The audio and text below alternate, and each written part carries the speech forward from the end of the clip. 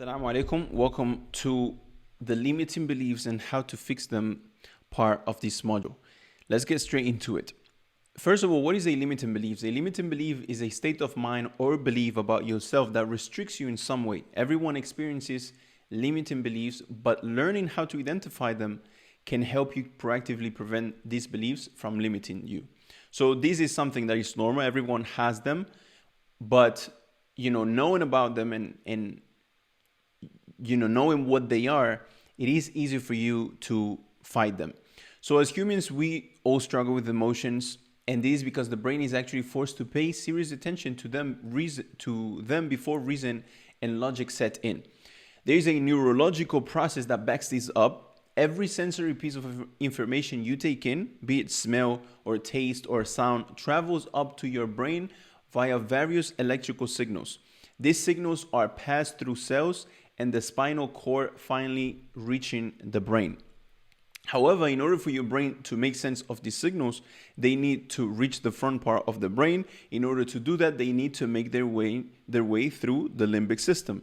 Now, the limbic system is responsible for emotions.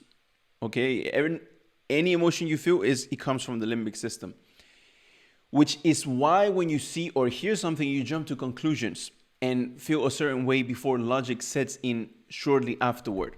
Okay, and this is something that happens to everyone. Now, the good news is that you have more control over all of these than you might think. The limbic system and the rational, the front part of your brain, do work together, and the higher your EQ or your emotional intelligence, the more in tune they are with each other. And the lower your EQ or your emotional intelligence, the less likely they are to understand each other so well. Now, we speak an average of 16,000 words in a day. Imagine how many unspoken ones course through our minds, which they say on average 60,000 thoughts go through our mind, and we cannot help them, whether they are good, whether they are bad. Most of them are not facts, but evaluations and judgments entwined with emotions, some positive and helpful. That's just our minds doing the job they were designed to do, trying to anticipate and solve problems and avoid potential pitfalls. Many buy into the thoughts, treating them like facts, or usually at the behest of their supporters, they challenge the existence of the thoughts and try to rationalize them away. In either case, they are paying too much attention to their internal chatter and allow it to sap important cognitive resources that could be put to better use. Instead, they approach them in a mindful, values-driven, and productive way, developing what is called emotional agility. Now, to summarize this, and one thing that I wanted to mention here is that, you see, our emotions, and subhanAllah, this it's crazy thinking about how Allah has created the human body, but emotions are important. And most of the times they work as a defense mechanism. It's just that some people, they don't know how to control them, as we have read here.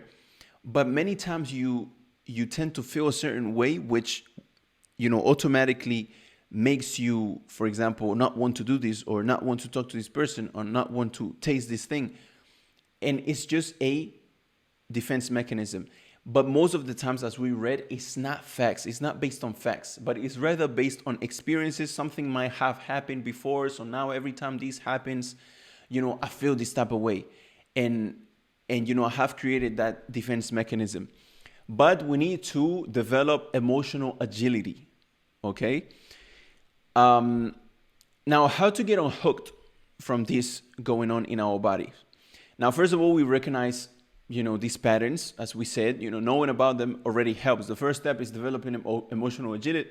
In developing emotional agility is to notice when you have been hooked by your thoughts and feelings, like to understand, like have self-awareness. That's hard to do, but they are telltale signs. But there are certain telltale signs. One is that your thinking becomes rigid and repetitive. That's one of the signs. Another is that the story your mind is telling seems old, like something happened before, like a rerun of some past experience. Then secondly, label your thoughts as and emotions. Label them. When you're hooked, the attention you give your thoughts and feelings crowds your mind. There is no room to examine them. One strategy that may help you consider your situation more objectively is the simple act of labeling. Just as you call a spade, call a thought and an emotion. I am not doing enough work at home, or I'm not doing enough at work or at home, becomes I am having the thought, I'm thinking, I feel like I'm not doing enough at work or at home, but I don't know if that's the reality. I have that feeling, I have that thought. Now let me, through reasoning and through logic, reflect on that and see if it's an actual fact or not. That's how you develop emotional agility. And then you have to accept them as well. The opposite of control is acceptance, not acting on every thought or resigning yourself to negativity, but responding to your ideas and emotions with an open attitude, paying attention to them and letting yourself experience them. Okay, not acting on every thought or resigning yourself to negativity, but responding to your ideas and emotions with an open attitude. Just as we did. Okay, wait. Is this a thought or is this a fact? Like being self-aware, asking somebody, look, yo, tell me, like seriously, be honest with me. Is this like this? Am I not doing enough work? Or don't let those emotions and thoughts like take over you and this is how it is. Take 10 deep breaths and notice what's happening at the moment. Like, okay, is this happening? Is this a fact? You might ask someone else. You might think about it. Like, be open about it. Don't get, enjailed in those thoughts, in those feelings. This can bring reliefs, but it won't necessarily make you feel good. In fact, you may realize just how upset you are when you take those 10 deep breaths. And then act on your values. When you unhook yourself from your difficult thoughts and emotions, you expand your choices. Now you look at it, okay, be flexible. That's why we call it emotional agility. You're able to adapt. You're open. Effective leaders are mindful of their inner experiences, but not caught in them. And keep that in mind. Feeling emotions is good, is normal, but don't let them control you. Don't let them control you. The same with thoughts. Now, what you think is what you are. Here we get into another different topic, which is very important. What you think is what you are. During your childhood and adolescence, assuming you are an average person, you were probably told the word no around 148,000 times. In comparison, you were probably told yes a few thousand times. We are subjected to far more negative programming than positive. Over time, you start to believe the negative because if your parents and teachers are telling you these things, you have no reason to doubt them. Okay, so these are things and patterns that are created many times when you are growing up. People telling you no. So what you think you are, that's what you are. If they were telling you dumb, you stupid, you're not intelligent, you cannot memorize, it's hard for you to understand this and this and this, you have no reason to doubt them. So now as an adult, you need to work towards that. And that's why emotional intelligence is so important even as an adult. Matter of fact, as an adult, it's actually, almost more important if you have been, affected by this type of childhood traumas. There is a reason why most therapists take their clients back to their childhood when trying to review a problem and work out how the entire thing began. This is because our belief system begins when we are in our early years. These are the most impressionable years. What your parents tell you as a child is extremely important because at that age, you have no reason to disbelieve or challenge them. So you assume it to be true. If what they tell you is negative, it's very hard to shift it as you grow into an adult. For instance, if your parents tell you that you are not good at playing the piano, you are likely to stop trying and therefore believe that to be true. However, if they tell you that you are good at it, you will continue trying. Obviously, the piano example can be with any other example. The first step is your behavior, which determines whether or not you're successful in life because it dictates your actions. The next step is your feelings because we assess how we feel about every action we take in life before we do it. If you are happy about something, you are more likely to focus and succeed. The next step is your attitude and how you view your life. Everyone has good and bad attitudes that link to our feelings, forming the third part of the chain. The fourth part of the chain is your beliefs. Whatever you believe about something will form your attitude, link to your feelings, and then inform your actions and behavior. The final part is the programming. From the day you are born, you are programmed to believe in certain things. And this part of the chain is an integral link in changing how you feel about everything and how you act. All right, so here to summarize, you think, or whatever you tell yourself, that's what you're going to start thinking. And this thinking is what you are going to start believing. And based on those beliefs, that's how you're going to start acting. So that's why we need to self-talk and tell ourselves things that align with our goals. And the way how we are going to fix this is later on. I will give you the practical steps. It's through affirmations and visualization and things like that. Now, this can be simplified by programming creates your beliefs create your attitudes go on to create how you feel about things, your feelings dictate your actions, and your actions are what create the results. So if you want to look towards getting better results, you need to start with how you are programmed, i.e. how you talk to yourself. In order to create better results in your life, you need to go back to the start and address the way you are programmed. The negative things we hear and learn start to work against us. Helmstetter gives the example of illnesses. These are, the author of the book that I took this from, stating that around 75% of all diseases are thought to be self-induced in some way. So by learning to talk more positively to ourselves, we can become happier, but also healthier too, and more productive. When you assess this point, you realize how true it is. Everything you do and how successful you may or may not be in life is tied to what you think and what you believe to be true about yourself. These thoughts are collected and stored in your subconscious, put there either by yourself or the things other people tell you. Our minds control everything in our lives, from health to relationships, career success, to what we strive for in the future. A series of studies in the field of neuroscience has established that due to the brain's neuroplasticity, the most important chemical process necessary to wiring or rewiring your brain is repetition. Okay, so this is why we go back to the affirmations and why we are going to get rid of this through affirmations. The brain is designed to pay attention to and store the messages that are repeated most often. When you get a message, either positive or negative, over and over again, your brain begins to form new neural connections, and over time it wires the new message into and connects it with the vast neural networks of your conscious and subconscious mind. Deciding to have a positive outlook on life is one thing. Actually doing is another. If you do nothing to support your new goal, your old programs will step in and take over once again. You must choose to take control of your own mental programming process and make the commitment to stay with it long enough to create a new self-talk habit.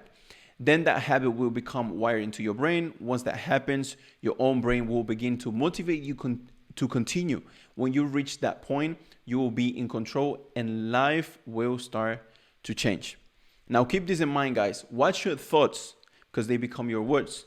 And watch your words because they become your actions. Watch your actions, they become your habits. And watch your habits, they become your character. Watch your character because that's what your destiny is going to become. Now, this can be found as well in the Sunnah and the teachings of our Prophet Muhammad Sallallahu Alaihi Wasallam, where in this hadith, in this ayah, Allah Azza wa Jal talks about a qawm, a people that were having bad thoughts, that were having su'u dhann, as we call it in Arabic, that they were having bad thoughts towards Allah. And going back to what we were talking about, if you have limiting beliefs, like you think you cannot do this, or you think you are not capable to do this, or you think you want to achieve this or you want to achieve that, that's indirectly having bad thoughts towards Allah. Because if you truly are submitted to Allah Azza wa Jalla, and you know that He is Ar-Razzaq, and you know that He is the one that is capable to do everything for you and give you everything, and you believe that the Quran is His word, and He has told you in the Quran, وَإِذَا سَأَلَكَ عِبَادِي عَنِّي فَإِنِّي قَرِيبٌ أُجِيبُ دَعْوَةَ الدَّاعِ إِذَا دَعَانِ فَلْيَسْتَجِيبُوا لِي. That if your servant asks, if my servants ask about me, I am close to them and I will respond to them. So let them ask me. If you truly believe in all of these things, there is no reason why you should have this bad thinking and bad thoughts and bad, approach to everything, and feeling like you are not capable to do this or to do that. Now here Allah in this ayah, and the point where I want to focus on is where He says, وَطَائِفَةٌ قَدْ أَهَمَّتْهُمْ أَنفُسُهُمْ يَظُنُّونَ بِاللَّهِ غَيْرَ الْحَقِّ ظَنَّ الْجَاهِلِيَّةِ. While others were disturbed by evil thoughts about Allah, the thoughts of pre-Islamic ignorance. It says in Tafsir ibn Kathir, the second group mentioned in the ayah were the hypocrites, who only thought about themselves, for they are the most cowardly people and those least likely to support the truth. And then he says, يَظُنُّونَ بِاللَّهِ غَيْرَ الْحَقِّ ظَنَّ الْجَاهِلِيَّةِ, and thought wrongly of Allah the thought of ignorance, for they are liars and people who have doubts and evil thoughts about Allah, the exalted and most honored. Allah said.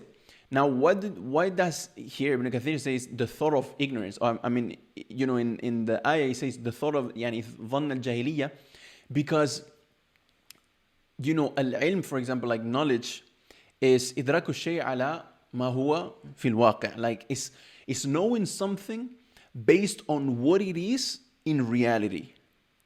Okay, like knowledge is knowing something based on what it is in reality.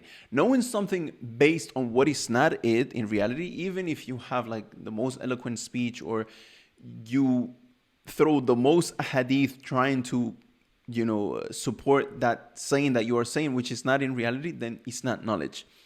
So the fact that you think that Allah Azza wa Jal is not able to help you, or doesn't want to help you, or is not listening to you, or for whatever it is, like even if it was because you say, oh, but I have too many sins, that's why He's not going to listen to me.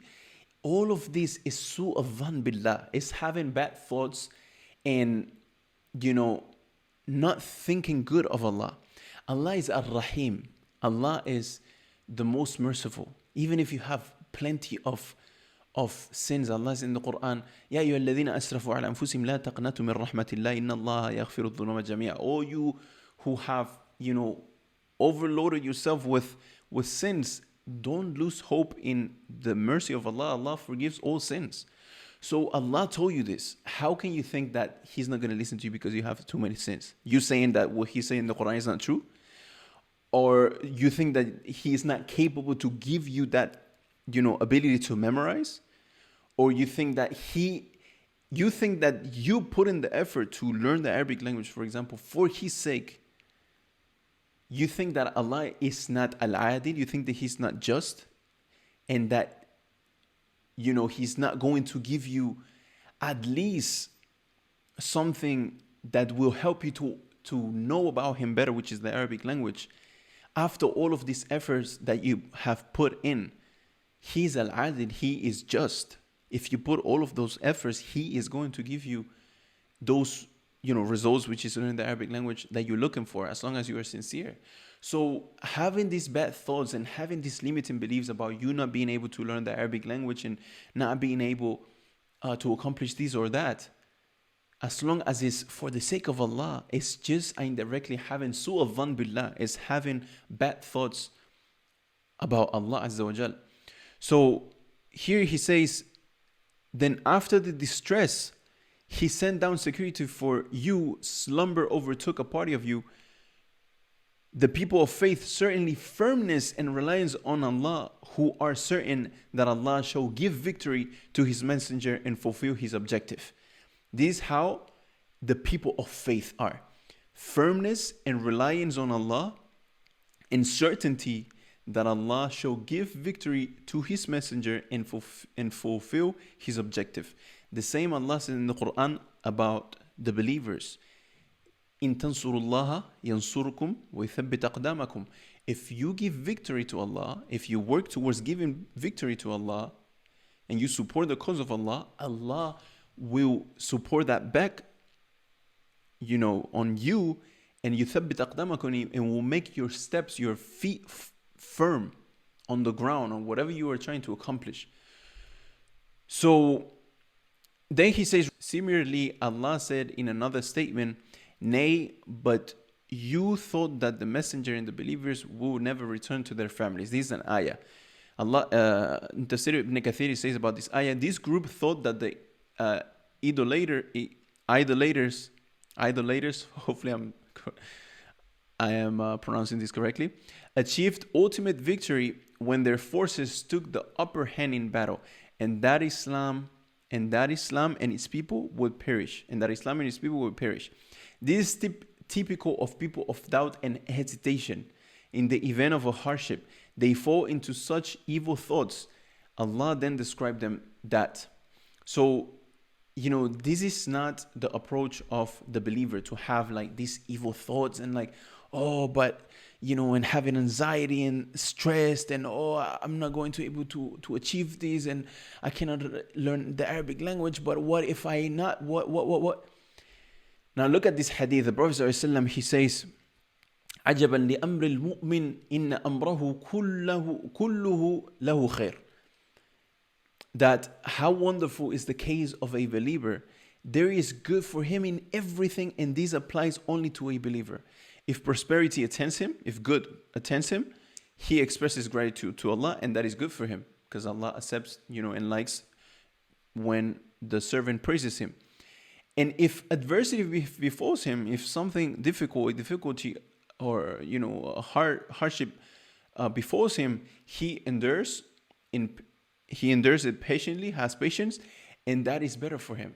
So everything you do, whether something that attains you that is bad or good, hits you, are always, the state of the believer is always good. So when you know this, why would you be stressed in life? Why would you get anxious? Why would you feel any type of, lack of hope when you know what Allah has for you, and when you know what the Prophet ﷺ has taught us in terms of how to approach? And the Prophet ﷺ was, the most positive person, the most optimistic person. So this is definitely, like having limiting beliefs is definitely not the way of the believer, and it's definitely not the way on how we are going to be successful. So this is the first step in order for us to become the better version, the better version, and version number 2 of ourselves, in order for us to accomplish discipline, in order for us to accomplish goals and accomplish objectives way easier. And until here, we have come to the end of the limiting beliefs part of this module. See you guys on the next one.